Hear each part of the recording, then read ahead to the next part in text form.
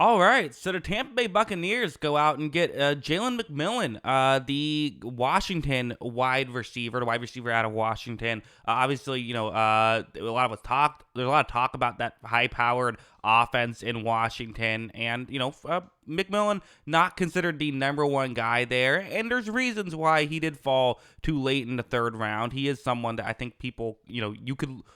He doesn't have the extreme explosiveness a lot of these other wide receivers have, and he doesn't just in general. He doesn't have the physical tools some of these other receivers have. He's a 6'1", 190 guy who isn't as explosive as some of these other players, and doesn't quite have the shiftiness that some of these other players do. He a lot of times got by and was able to make things work due to his ability to just understand how zone coverage works, be a good route runner, that kind of stuff, which is still a very important trait to have. And for McMillan, again, he is wide receiver 3, which is something I do think Tampa Bay needed to address.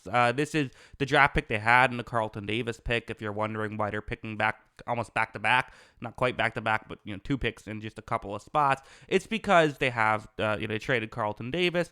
They're getting a wide receiver 3, which, again, I think one thing that I really like about Jason Light, he really understands how important getting talented receivers are. There's a reason why he made sure he paid Mike Evans and Chris Godwin, keeping them in the building, and why he added Antonio Brown back when Tom Brady was there. I think he realizes, okay, why did we win the Super Bowl? Tom Brady was reason number 1. Reason number 2 was having those talented receivers. So, again, I'm not saying McMillan will be as good as those guys necessarily, but can he come in and be a player who can do some nice things for Tampa Bay?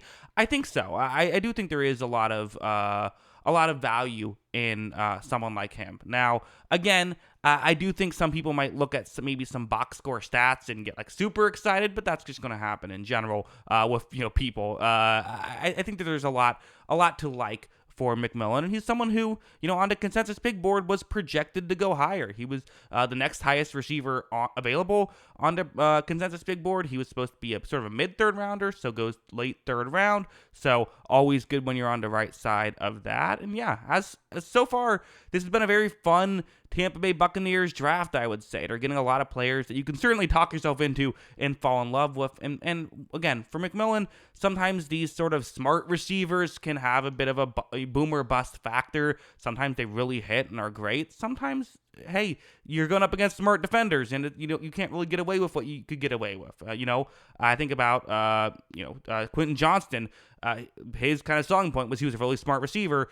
Has yet to really show up in the NFL game up until this point. Drake London, another guy who was a really smart receiver. It has worked. And another guy I could think about is Mike Evans. Part of what made him such a hyped up prospect, despite the fact that he's 6'5" and can run as fast as he can and all that stuff, is he's a smart player. So having Chris Godwin's another smart player. So getting kind of smart receivers in the room, it can work well. And McMillan's not going to have to go up against number 1 matchups because he isn't a number 1, which is a good situation for him. So yeah, fun pick. We'll see how it works out. But those are my thoughts on it. What are yours? Let me know in the comments below. Always love hearing from y'all. And of course, as always, thanks for watching.